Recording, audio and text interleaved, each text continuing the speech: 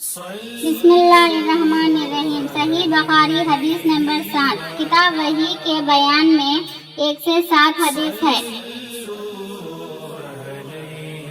ہرقل شاہ روم نے ان کے پاس قریش کے قافلے میں ایک آدمی بلانے کو بھیجا، اور اس وقت یہ لوگ تجارت کے لیے ملک شام گئے ہوئے تھے، اور یہ وہ زمانہ تھا جب رسول اللہ صلی اللہ علیہ وسلم نے قریش اور ابو سفیان سے ایک وقتی عہد کیا ہوا تھا۔ جب ابو سفیان اور دوسرے لوگ ہرقل کے پاس اہلیہ پہنچے، جہاں ہرقل نے دربار طلب کیا تھا، اس کے غرض روم کے بڑے بڑے لوگ علماء و عمرہ بیٹھے ہوئے تھے۔ ہرقل نے ان کو اور اپنے ترجمہ کو بلوایا، پھر ان سے پوچھا کہ تم میں سے کون شخص مدی رسالت کا زیادہ قریبی عزیز ہے؟ ابو سفیان کہتے ہیں کہ میں بول اٹھا کہ میں اس کا سب سے زیادہ قریبی رشتہ دار ہوں۔ یہ سن کر ہرقل نے حکم دیا کہ اس کو ابو سفیان کو میرے قریبی لا کر بٹھاؤ، اور اس کے ساتھیوں کو اس کے پیٹھ کے پیچھے بٹھا دو۔ پھر اپنے ترجمہ سے کہا کہ ان لوگوں سے کہہ دو کہ میں ابو سفیان سے اس شخص کے یعنی محمد صلی اللہ علیہ وسلم کے حالات پوچھتا ہوں۔ اگر یہ مجھ سے کسی بات میں جھوٹ بول دے تو تم اس کا جھوٹ ظاہر کر دینا۔ ابو سفیان کا قول یہ ہے کہ خدا کی قسم، اگر مجھے یہ غیرت نہ آتی کہ یہ لوگ مجھ کو جھٹلائیں گے تو میں آپ صلی اللہ علیہ وسلم کی نسبت ضرور غلط گوئی سے کام لیتا۔ خیر، پہلی بات جو ہرقل نے مجھ سے پوچھی وہ یہ کہ اس شخص کا خاندان تم لوگوں میں کیسا ہے؟ میں نے کہا وہ تو بڑے اونچے عالی نسب والے ہیں۔ کہنے لگا اس سے پہلے بھی کسی نے تم لوگوں میں ایسی بات کہی تھی؟ میں نے کہا نہیں۔ کہنے لگا اچھا، اس کے بڑوں میں کوئی بادشاہ ہوا ہے؟ میں نے کہا نہیں۔ پھر اس نے کہا بڑے لوگوں نے اس کی پیروی اختیار کی ہے یا کمزوروں نے؟ میں نے کہا نہیں، کمزوروں نے۔ پھر کہنے لگا اس کے بدا روز بڑھتے جاتے ہیں یا کوئی ساتھی پھر بھی جاتا ہے؟ میں نے کہا نہیں۔ کہنے لگا کیا آپ نے اس دعائے نبوت سے پہلے کبھی کسی بھی موقع پر اس نے جھوٹ بولا ہے؟ میں نے کہا نہیں۔ اور اب ہمارے اس سے صلاح کی ایک مقرر و مدت ٹھہری ہوئی ہے، معلوم نہیں وہ اس میں کیا کرنے والا ہے۔ ابو سفیان کہتے ہیں میں اس بات کا سوا اور کوئی جھوٹ اس گفتگو میں شامل نہ کر سکا۔ ہرقل نے کہا کیا تمہارے اس سے کبھی لڑائی بھی ہوتی ہے؟ ہم نے کہا ہاں۔ بول پھر تمہارے اور اس کی جنگ کا کیا حال ہوتا ہے؟ میں نے کہا لڑائی ڈھول کی طرح ہے، کبھی وہ ہم سے میدان جنگ جیت لیتے ہیں اور کبھی ہم ان سے جیت لیتے ہیں۔ ہرقل نے پوچھا وہ تمہیں کس بات کا حکم دیتا ہے؟ میں نے کہا وہ کہتا ہے کہ صرف ایک اللہ ہی کی عبادت کرو، اس کا کسی کی شریک نہ بناؤ، اور اپنے باپ دادا کی شرک کی باتیں چھوڑ دو، اور ہمیں نماز پڑھنے، سچ بولنے، پھر پرہیزگاری اور صلہ رحمی کا حکم دیتا ہے۔ یہ سب سن کر پھر ہرقل نے اپنے ترجمہ سے کہا کہ ابو سفیان سے کہہ دے کہ میں نے تم سے اس کا نسب پوچھا تو تم نے کہا کہ وہ ہم میں عالی نسب ہے، اور پیغمبر اپنے قوم میں عالی نسب ہی بھیجے جایا کرتے ہیں۔ میں نے تم سے پوچھا کہ دعائے نبوت کی یہ بات تمہارے اندر اس سے پہلے کسی اور نے بھی کہی تھی؟ تو تم نے جواب دیا کہ نہیں۔ تب میں نے اپنے دل میں کہا کہ اگر یہ بات اس سے پہلے کسی نے کہی ہوتی تو میں سمجھتا کہ اس شخص نے بھی اسی بات کی تقلید کی ہے جو پہلے کہی جا چکی ہے۔ میں نے تم سے پوچھا کہ اس کے بڑوں میں کوئی بادشاہ بھی گزرا ہے؟ تم نے کہا نہیں۔ تو میں نے دل میں کہا کہ ان کے بزرگوں میں سے کوئی بادشاہ ہوا ہوگا تو کہہ دو گا کہ وہ شخص اس بہانہ اپنے آب و واجد ادا کی بادشاہت اور ان کا ملک دوبارہ حاصل کرنا چاہتا ہے۔ اور میں نے تم سے پوچھا کہ اس بات کے کہنے یعنی پیغمبری کا तुम ने कभी इसको दरोगोई का इल्जाम लगाया है? तुमने कहा कि नहीं, तो मैंने समझ लिया कि जो शख्स आदमियों के साथ दरोगोई से बचे वो अल्लाह के बारे में कैसे झूठी बातें कह सकता है।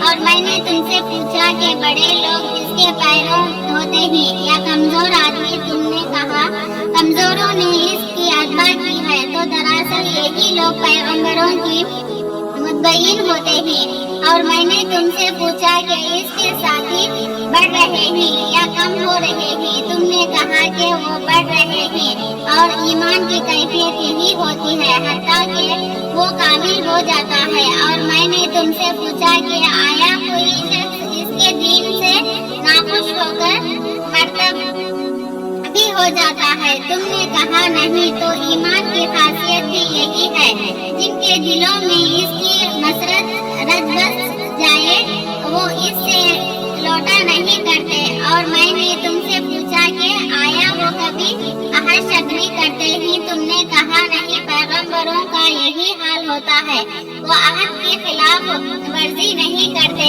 और मैंने तुमसे कहा कि वो तुमसे किस चीज के लिए कहते हैं?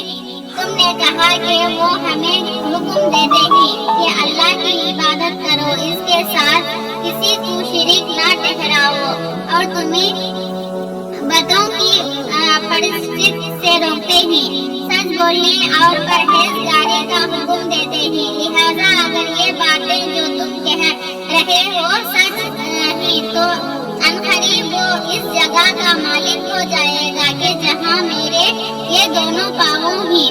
मुझे मालूम था कि वो पैगंबर आने वाला है, मगर मुझे ये मालूम नहीं था कि वो तुम्हारे अंदर होगा। अगर मैं जानता कि इस तक पहुंच सकोगा तो इससे मिलने के लिए हर तकलीफ गवारा करता। अगर मैं इसके पास होता तो इसके पाँवों धोता।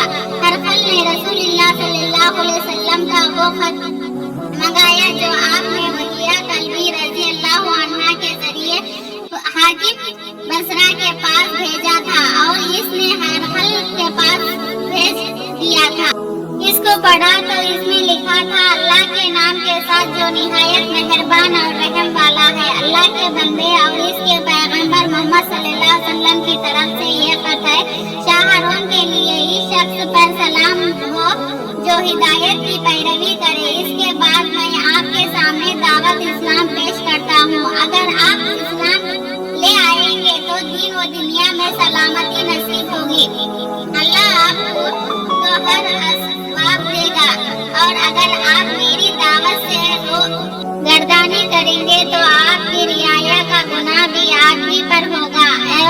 ऐ अहले किताब, एक ऐसी बात पर आ जाओ जो हमारे और तुम्हारे दरमियान एकसा है। वो ये है कि हम अल्लाह के सिवा किसी की इबादत ना करें और किसी को इसका शरीक ना ठहराएं, और ना हम में से कोई किसी को खुदा के सिवा अपना रब बनाए। फिर अगर वो अहले किताब इस बात से मुंह फेर ले तो मुसलमानों तुम इनसे कह दो कि तुम मानो या ना मानो, हम तो ये खुदा की अतायत गुजार है। अबू सुफियान कहते हैं, जब हरफल ने जो कुछ कहना था कह दिया और खत पढ़कर फारिग हुआ तो इसकी अर्द गिर्द बहुत शोर गुगा हुआ, बहुत सी आवाजें उठी और हमें बाहर निकाल दिया गया। तब मैंने अपने साथियों से कहा कि अबू खशफा के बेटे हज़रत सल्लल्लाहु अलैहि वसल्लम का मामला तो बहुत बढ़ गया। देखो तो इससे बनी असफर रोम का बादशाह भी डरता है। मुझे इस वक्त से इस बात का यकीन हो गया कि हुजूर सल्लल्लाहु अलैहि वसल्लम अनकरीब गालिब होकर रहेंगे। हत्ता कि अल्लाह ने मुझे मुसलमान कर दिया। रावी का बयान है कि इब्न ताबूर अहलिया का हाकिम हरखल का मसाहब और शाम के नसारा का पाता था कि हरखल जब अहलिया आया एक दिन सुबह को परेशान उठा तो इसका दर्दबारियों ने दरियाफ्त किया कि आज हम आपके हालत बदली हुई पाते हैं, क्या वजह है? इब्न नादूर का बयान है कि हरखल नजूमी था। इल्म नजूम में वो पूरी महारत रखता था। इसने अपने हम नशीनों को बताया कि मैंने आज रात सितारों को नजर डाली तो देखा कि खतना करने वालों का बादशाह हमारे मुल्क पर गालिब आ गया है। भला इस जमाने में कौन लोग खतना करते हैं। इन्होंने कहा कि यहूदी के सिवा कोई खतना नहीं करता, सिवा इनकी वजह परेशान ना हो। सल्तनत के तमाम शहरों में यह हुक्म लिख भेजे कि वो वहाँ जितने यहूदी हो सब कत्ल कर दिए जाए। वो लोग इन्हीं बातों में मशगूल थे कि हरकल के पास एक आदमी लाया गया जिसे शाह हबशा ने भेजा था। इसने रसूलुल्लाह सल्लल्लाहु अलैहि वसल्लम के हालात बयान किए। जब हरकल ने सारे हालात सुन लिए तो कहा कि जाकर देखो वो खतना किए हुए है या नहीं। इन्होंने इसे देखा तो बतलाया कि वो खतना किया हुआ है। हरकल ने जब इस शख्स से अर्ब के बारे में पूछा तो इसने बतलाया कि वो खतना करते ही। तब हरकल ने कहा कि ये ही मोहम्मद सल्लल्लाहु अलैहि वसल्लम इस उम्मत के बादशाह हैं जो पैदा हो चुके हैं। फिर इसने अपने एक दोस्त को रोमिया खत लिखा और वो भी इल्म नजूम में हरकल की तरह माहिर था। फिर वहाँ से हरकल हमस चला गया। अभी हमस से निकला नहीं था कि इसके दोस्त का खत इस जवाब में आ गया। इसके राय के हुजूर सल्लल्लाहु अलैहि वसल्लम के ज़हूर के बारे में हरकल के मवाक़िफ़ थी कि मोहम्मद सल्लल्लाहु अलैहि वसल्लम वाकई पैगंबर हैं। इसके बाद हरकल ने रोम के बड़े आदमियों को अपने हमस के महल में तलब किया और इसके हुक्म से महल के दरवाजे बंद कर लिए गए। फिर वो अपने खास महल से बाहर आया और कहा, ऐ रोम वालों, क्या हिदायत और कामयाबी में कुछ हिस्सा तुम्हारे लिए भी है।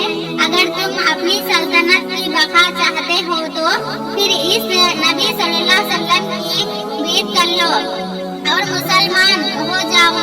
ये सुनना था कि फिर वो लोग हशी गद्दों की तरह दरवाजों की तरफ दौड़ते, मगर इन्हीं बन पाया। आखिर जब हरकल ने इस बात से इनकी ये नफरत देखी और इनके ईमान लाने से मायूस हो गया तो कहने लगा कि इन लोगों को मेरे पास लाओ। जब वो दोबारा आए तो इसने कहा, मैंने जो बात कही थी इससे तुम्हारे देनी पख्तगी की आजमाइश मकसूद थी, सो वो मैंने देख ली। तब ये बात सुनकर वो सब के सब इसके सामने सजदे में गिर पड़े और इससे खुश हो गए। बिलाखिर हरकल की आखिर हालात ये रही। अबू अब्दुल्ला कहते हैं, इस हदीस को सालेहा बन कैसवां, यूनुस और मामून ने भी ज़हरी से रिवायत किया है। चैनल पे लाइक, सब्सक्राइब और बेल आइकन को प्रेस कीजिए। अस्सलाम वालेकुम रहमतुल्लाहि व बरकातहू।